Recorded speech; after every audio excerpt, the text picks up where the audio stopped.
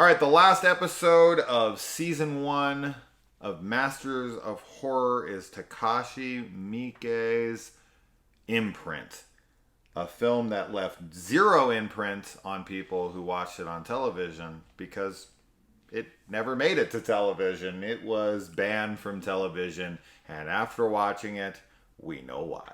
Yes, we do. But that did not stop us from really enjoying it because we are sick humans, sick individuals, and we need our heads examined for sure. Yes.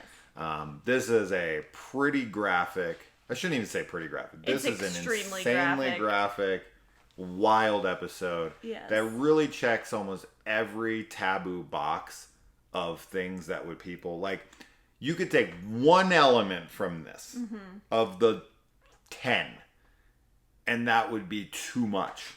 Sure. For the majority of people. Yeah, absolutely. Just from what I was like, I mean, I didn't write them in order, but I can just say from here, you have extreme torture, sex slavery, you have incest, patricide, graphic domestic abuse, you have graphic displays of abortion. Yes.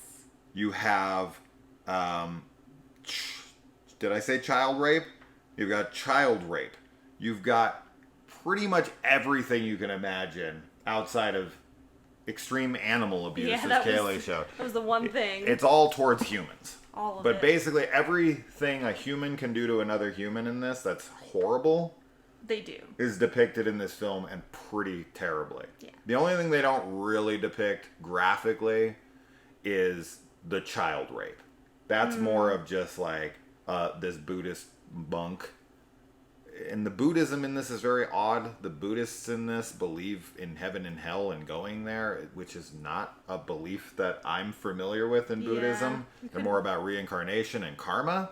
And there is no, like, promised land or punishment in the afterlife other than just what you live in your next body.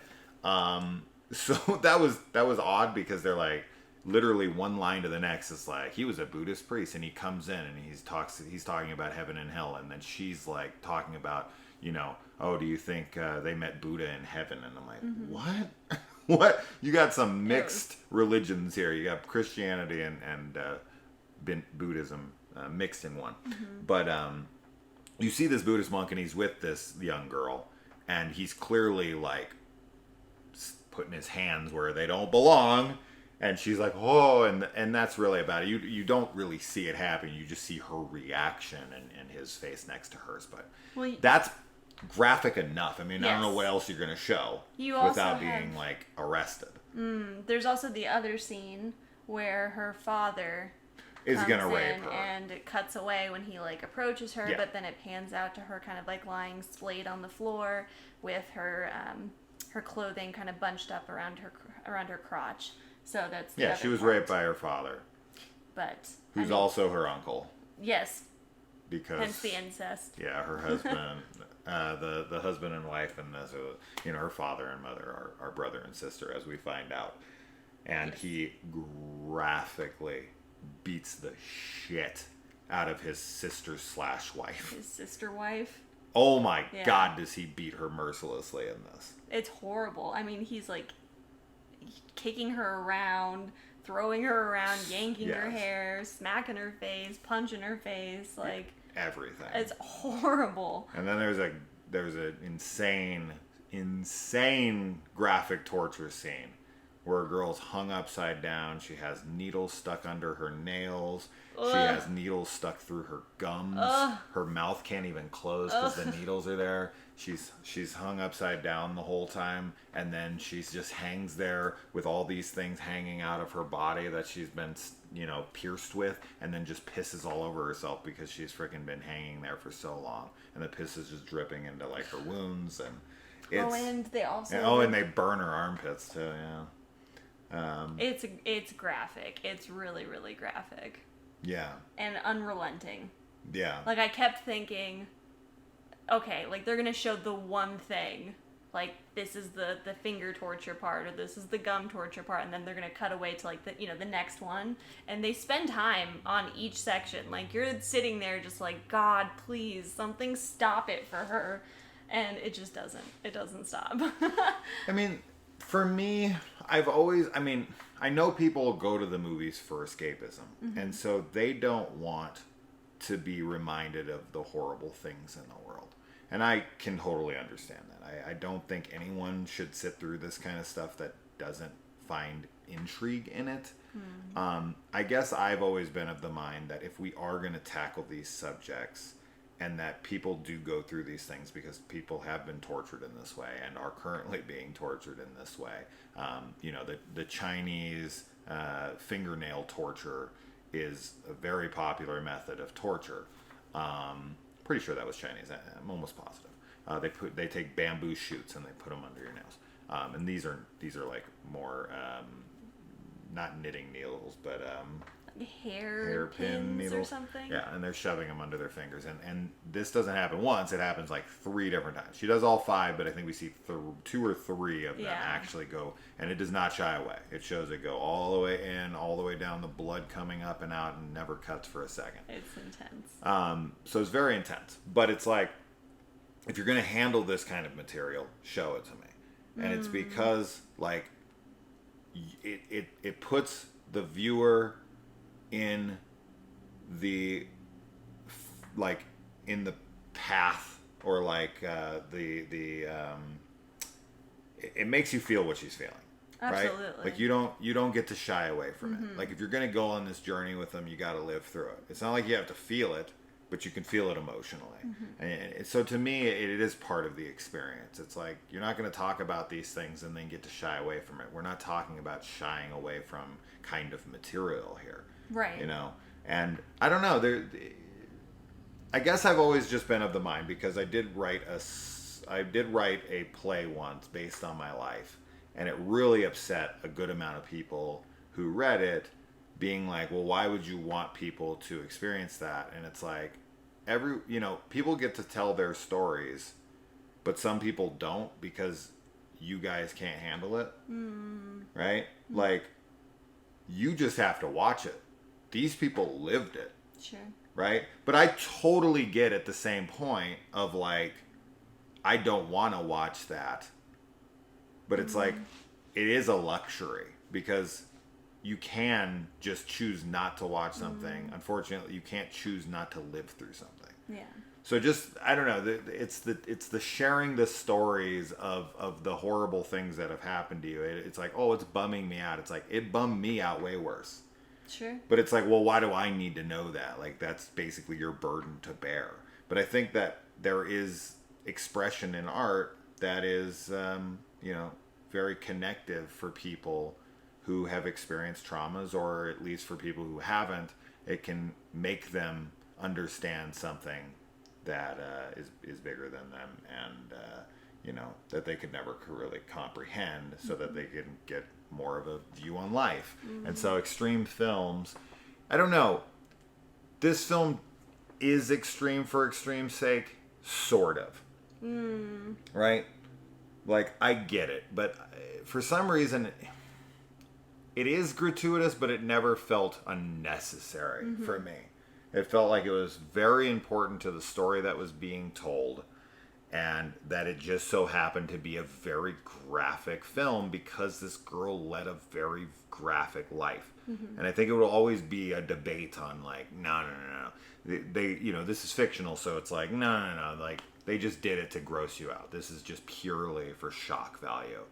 And maybe that's true, but for some reason I did find this film kind of like, I don't want to say, it's not beautiful by any means, but there's something alluring about it.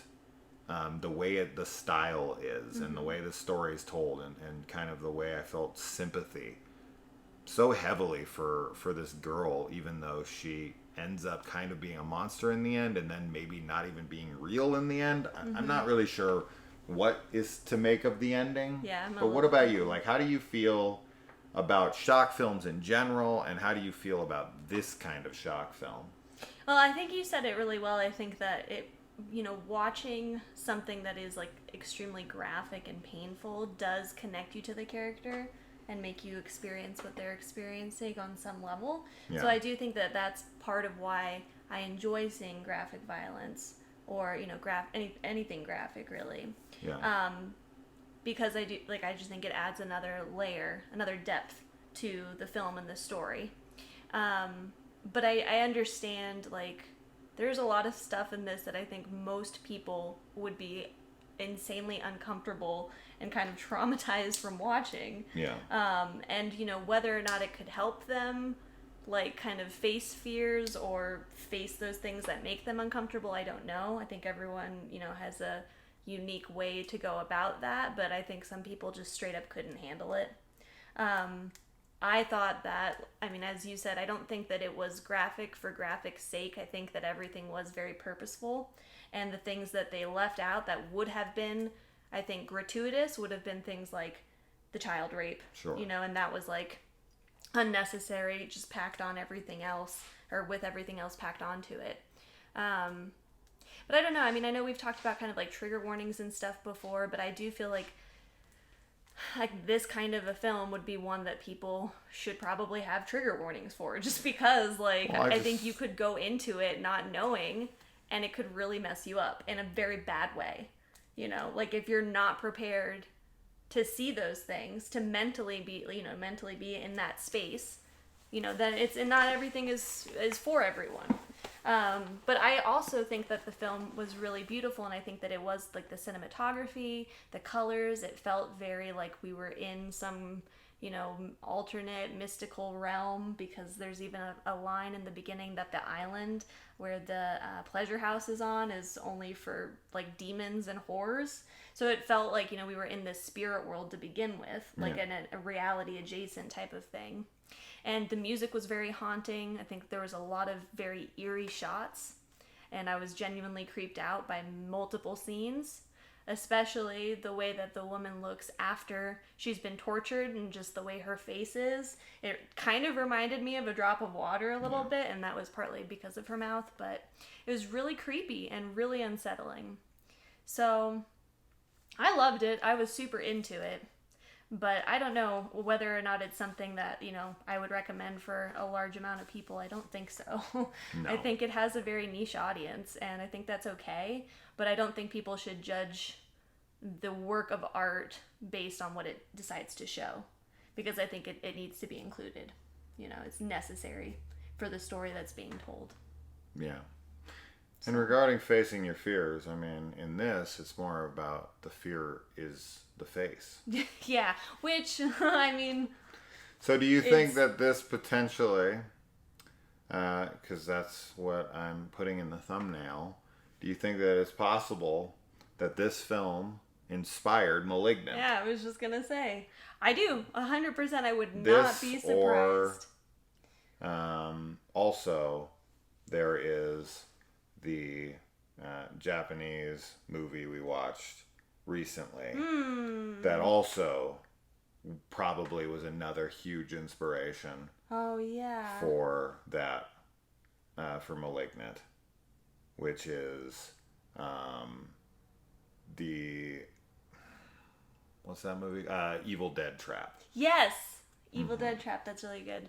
Yeah, I think that this one, and I would not be surprised if Evil Dead Trap as well had a huge influence on Malignant. It is like, it's not an identical story at all. Like, it's a different plot entirely, but the concept is still like right there. It's the evil twin attached to the person who's actually, secretly controlling part of what they do and everything. Yeah. Yeah. It's this is Japanese as well, right? So the Japanese seem to have a fascination with like conjoined fetus twins attached to your head, controlling you to do terrible things, right? Because in this, it's like a hand coming out of their head, like in The Grudge, and this thing has a little face on it, and it likes shiny things. I guess it wants to eat the ring. I don't know, but I loved the design. I found it to be really cool, and like the movement on it too, that the fingers were like, it was really neat, and I was super into someone it. was just standing behind her like I know, this. that's they what had I like was an thinking animatronic of some sort on for the face. Yeah. I thought it was really cool though, and I think I love watching Asian horror movies and stories because I think that it's just so interesting and very different, like the ghost stories and like so in Japan, like the yokai. It's so different from Western like folklore. Like you have some similarities, of course. Like you can look at any culture and find similarities, but it's just different from what we would consider like traditional, like witches or ghosts or like even the Christian demons. And like to go to a totally other part of the world and see like what their myths and fairy tales and stuff have developed into, like what their collective is afraid of, like how that is represented, is really neat. And I think that's part of why I love it, is because it has that, foreign land, strange feeling to it, which is cool. It's really cool. Yeah. Another thing of note here in the film that is pretty graphic is when there are aborted fetuses just floating down the river and just knocking against the rocks as they go, and then the baby who's tossed out with the wash water, with the wastewater, is just like 2 days later they come out and it's still alive in the creek crying out, just like caught against a rock. So that stuff, I mean, 100% for some people that would just be the thing of nightmares. Yes. And yes. I'm sure girls who have had abortions or anything, oh my god, that would be so insanely rough. I mean, yeah, because these are all like they're fetuses. They're not like what I think most people. They're not a clump of cells. Yeah, when most people are getting abortions today, you're not like pulling a whole fetus out of you. So that this alone, is late second trimester, early third. It is terrifying, but it's also like when you think about it, that's what people were doing. It's not like they had a way to have abortions. I mean, there probably were some like herbal remedies that women could take that could like help them have like a miscarriage, basically. But as far as like an actual abortion, I mean, they were pulling them out, and they probably were like throwing them in rivers and leaving them on hills and stuff, right? Like, so, but it's so different from what like we in the modern world would think of to do. Like, you would never treat a corpse that way ever. Yeah, but yeah, it's a rough one. Yeah.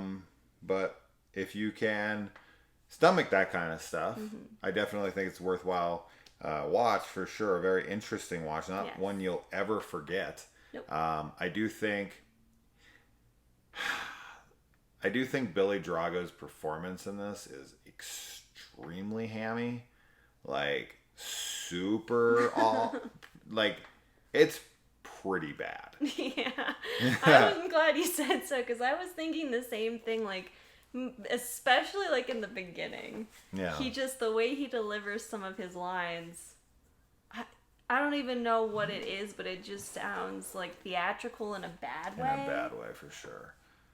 You're tearing me apart, Lisa! Yeah, it's like that. Yeah. But then, the story gets so intense, and the main girl character does such a great job at kind of weaving everything that I feel like I just kind of forgot about him. And was like, right, I'm just not going to pay attention to what he has to say because I care more about, all this other stuff. Yeah. So. Every time they mentioned his love named Kimomo, I always was picturing K-Momo.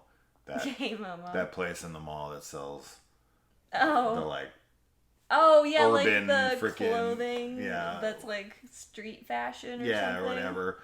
I just kept hearing, I was like, K-Momo. Is that where he shops for his clothes?